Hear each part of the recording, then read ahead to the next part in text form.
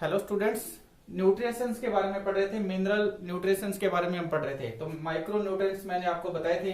आज मैं आपको बता रहा हूँ मैक्रो न्यूट्रिएंट्स के बारे में। तो पहले कार्बन, हाइड्रोजन, ऑक्सीजन, नाइट्रोजन और फॉस्फोरस के बारे में देख रहे हैं। तो यहाँ पे लिखा हुआ है obtained reason of plant function और उसकी डेफिशिएंसी, मतलब ये पौधों को प्राप्त कैसे होते हैं। ऑब्टेन्ड का मतलब पौधों को कैसे प्राप्त होते हैं।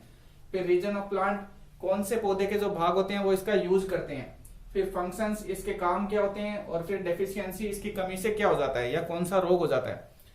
तो कार्बन, हाइड्रोजन और ऑक्सीजन पौधों को CO2 और H2O के रूप में प्राप्त होते हैं। ठीक है, यहाँ पे ऑक्सीजन प्राप्त हो रहा है, हाइड्रोजन प्राप्त हो रहा है और कार्बन। तो CO2 और H2O के रूप में पौधे इसको ग्रहण करते हैं। रीजन ऑफ प्लांट, तो पौधे के सभी भाग जो होते हैं, वो पौधे के जो सभी भाग होते हैं वो कार्बन, हाइड्रोजन और ऑक्सीजन का यूज करते हैं। ठीक है, पौधे के सभी भागों को CO2 चाहिए होता है, सभी भागों को H2O चाहिए होता है, जल की आवश्यकता होती है। उसके बाद में फंक्शंस, कार्बन, हाइड्रोजन, ऑक्सीजन के फंक्शन क्या होते हैं, काम क्या होते हैं। तो कार्बन, हाइड्रोजन और ऑक्सीजन होते हैं वो पार्ट ऑफ कार्बोहाइड्रेट होते हैं। कार्बोहाइड्रेट के ये भाग होते हैं। उसके अलावा ऑर्गेनिक एसिड, जितने भी कार्बनिक अम्ल होते हैं उसके ये भाग होते हैं। फैट के भाग होते हैं। प्रोटीन्स भी कार्बन, हाइड्रोजन, ऑक्सीजन से मिलकर बना हुआ रहता है। अमीनो एसिड में भी इनकी जरूरत पड़ती है। और हार्मोन्स में भी आपके कार्बन, हाइड्रोजन, ऑक्सीजन पाए जाते हैं। उसके अलावा जो प्रोटोप्लाज्म है, प्रोटोप्लाज्म में भी कार्बन, हाइड्रोजन और ऑक्सीजन की जरूरत होती है। तो ये इसके काम होते हैं, फंक्शंस है। उसके बाद में डेफिशिएंसी, इसकी कमी से कौन क्या हो जाता है। तो रिटार्ड्स द ग्रोथ, इसका मतलब क्या होता है कि पौधे की जो वृद्धि होती है या जो पौधे की ग्रोथ होती है वो कम हो जाती है। ठीक है, पौधे की ग्रोथ कम हो जाती है, इसको हम बोलते हैं रिटार्ड्स द ग्रोथ। फिर आता है आपका नाइट्रोजन। तो नाइट्रोजन को पौधे NO2 के रूप में ग्रहण करते हैं, NO3 के रूप में ग्रहण करते हैं और NH4+ के रूप में इसको ग्रहण करते हैं। पौधे के लगभग सभी भागों को नाइट्रोजन की जरूरत होती है। ठीक है, उसके अलावा मेरिस्टेमेटिक टिश्यू जो होते हैं, मेरिस्टेमेटिक टिश्यू मतलब यहाँ की जो सेल्स होती हैं वो एक्टिवली डिवाइडेड होती रहती है, उनमें विभाजन करने की क्षमता होती है, तो एक्टिवली डिवाइड होती है। हिंदी में इसको बोलते हैं विभज्योतकी ऊतक। तो जो मेरिस्टेमेटिक टिश्यू होता है उसमें भी नाइट्रोजन की जरूरत पड़ती है। उसके अलावा नाइट्रोजन के फंक्शंस क्या होते हैं। तो पार्ट ऑफ प्रोटीन, नाइट्रोजन जो है वो प्रोटीन का भाग होता है। DNA यानी कि आपका जो न्यूक्लिक एसिड होता है वो भी नाइट्रोजन, उसमें भी यूज होता है। नाइट्रोजन में भी DNA में भी नाइट्रोजन यूज होता है, RNA में भी यूज किया जाता है। उसके अलावा विटामिन के ये भाग होते हैं। हार्मोन्स भी नाइट्रोजन से मिलकर बने हुए रहते हैं। ATP में भी नाइट्रोजन की जरूरत पड़ती है।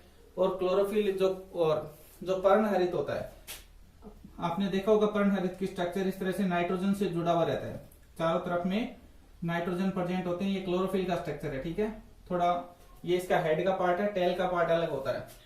तो आपके क्लोरोफिल में भी नाइट्रोजन की जरूरत पड़ती है। उसके अलावा जो कोएंजाइम्स होते हैं, ठीक है, जो सह एंजाइम जिन्हें हम बोलते हैं कोएंजाइम्स, उनमें भी नाइट्रोजन की जरूरत पड़ती है। तो कोएंजाइम्स का भी पार्ट होता है कौन, आपका नाइट्रोजन। उसके बाद में डेफिशिएंसी, इसकी कमी से क्या हो जाता है। तो क्लोरोसिस, पत्तियां जो है वो पीली पड़ जाती है, पत्तियों का हरा रंग जो होता है वो गायब होने लग जाता है। या रिटार्ड्स ग्रोथ, पौधे की वृद्धि जो होती है वो कम हो जाती है नाइट्रोजन की कमी होने पर।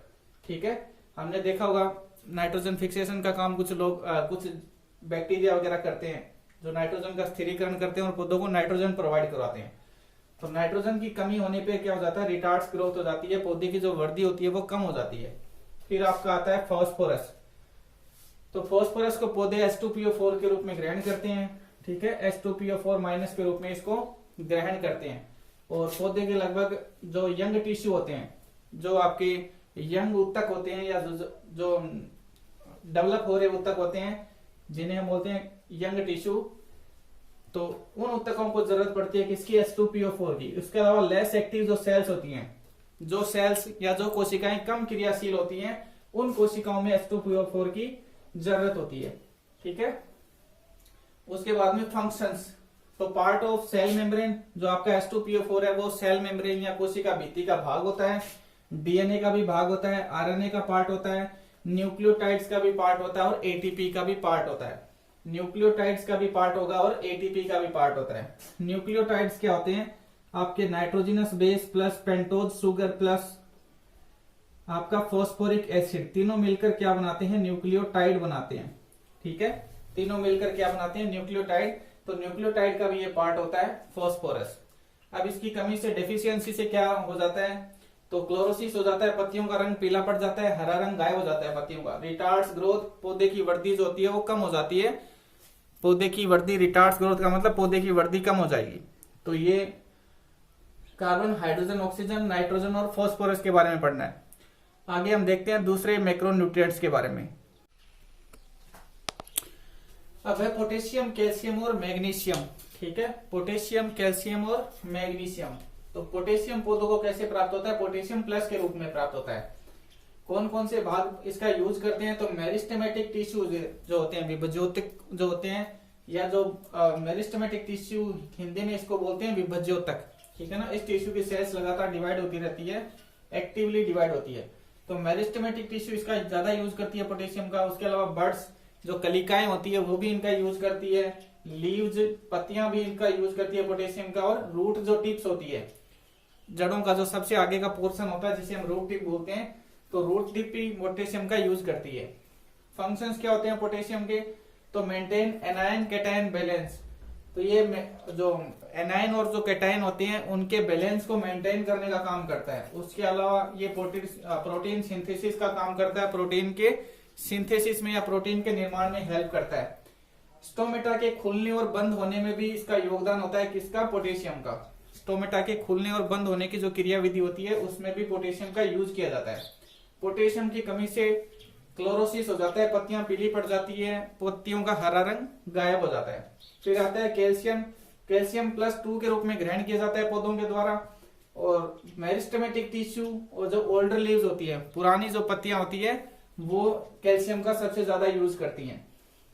फंक्शंस क्या होते हैं कैल्शियम के, तो ये जो सेल मेम्ब्रेन होती है उसकी पारगम्यता को प्रभावित करता है। ठीक है, effects permeability of cell membrane, यानी कि जो सेल मेम्ब्रेन की पारगम्यता होती है, सेल मेम्ब्रेन से किस पदार्थ को बाहर आना है, किस पदार्थ को अंदर जाना है, उसको ये इफेक्ट करती है, प्रभावित करती है। उसके अलावा एंजाइम एक्टिवेटर के रूप में ये काम करता है। जो कैल्शियम होता है वो एंजाइम एक्टिवेट के रूप में काम करता है, एंजाइमों को सक्रिय करने में इसका योगदान होता है।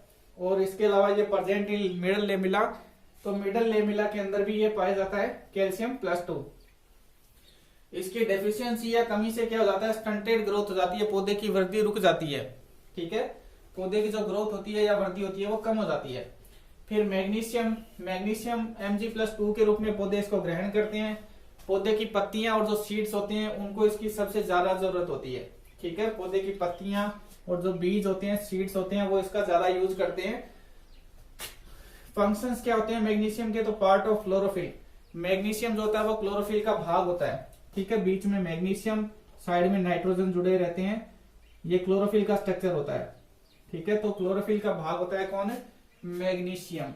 उसके अलावा मेंटेन राइबोसोम स्ट्रक्चर, राइबोसोम जो होती है उसकी संरचना को मेंटेन करने का काम भी मैग्नीशियम करता है। ठीक है, राइबोसोम की संरचना को मेंटेन करने का काम कौन करता है, मैग्नीशियम करता है। इसकी कमी से क्या हो जाएगा, क्लोरोसिस हो जाता है, पत्तियां पीली पड़ जाती है, हरा रंग उनका गायब हो जाता है। लास्ट में आपके 2 मैक्रोन्यूट्रिएंट्स बचे हैं, सल्फर और आयरन। ठीक है, सल्फर और आयरन। तो सल्फर पौधों को SO4 2+ के रूप में मिलता है, और पौधे के जो स्टेम होता है, रूट टिप होती है, या जो यंग लीव होती है, वो इसका ज्यादा यूज करती है सल्फर का। स्टेम यानी तना, रूट टिप यानी जो पौधे की सबसे आगे भाग होता है जिसे हम रूट टिप बोलते हैं, मूल शीर्ष, तो वो इसका ज्यादा यूज करते हैं। उसके अलावा जो नई नई पत्तियां निकली रहती है, यंग जो लीफ होती है, वो इसका ज्यादा यूज करती है। फंक्शंस, पार्ट ऑफ प्रोटीन और विटामिन, तो ये विटामिन का भी भाग होता है और प्रोटीन का भी भाग होता है। इसकी कमी से क्लोरोसिस हो जाता है, पत्तियां पीली पड़ जाती है। उसके बाद में आयरन Fe3+ के रूप में पौधे इसको ग्रहण करते हैं। पौधे के सभी भागों को आयरन की जरूरत होती है। उसके अलावा लीफ वेन्स, पत्तियों की जो शिराएं होती है, ठीक है, इस तरह से आपका लीफ में इस तरह से मिडरी पाई जाती है और ये शिराएं निकली रहती है। ठीक है, मिडरी में से इस तरह से शिराएं निकली रहती है, यानी हम लीफ वेन्स बोलते हैं। तो ये लीफ वेन जो होती है वो इसका ज्यादा यूज करती है आयरन का। काम क्या होते हैं, तो पार्ट ऑफ फेरिडोक्सिन और साइटोक्रोम, तो ये फेरिडोक्सिन का भी भाग होता है और साइटोक्रोम का भी भाग होता है। इससे पहले हमने फोटोसिंथेसिस पढ़ा था। फोटोसिंथेसिस में आपका साइक्लिक और नॉन साइक्लिक फोटोफॉस्फोराइलेशन जो चलता है, उसमें फेरिडोक्सिन की भी जरूरत पड़ती है और साइटोक्रोम की भी जरूरत पड़ती है। तो ये जो आयरन होता है ये फेरिडोक्सिन का भी पार्ट होता है और साइटोक्रोम का भी पार्ट होता है। उसके अलावा क्लोरोफिल के निर्माण के लिए synthesis required of chlorophyll synthesis, chlorophyll के निर्माण के लिए भी किसकी जरूरत पड़ती है, आयरन की जरूरत पड़ती है।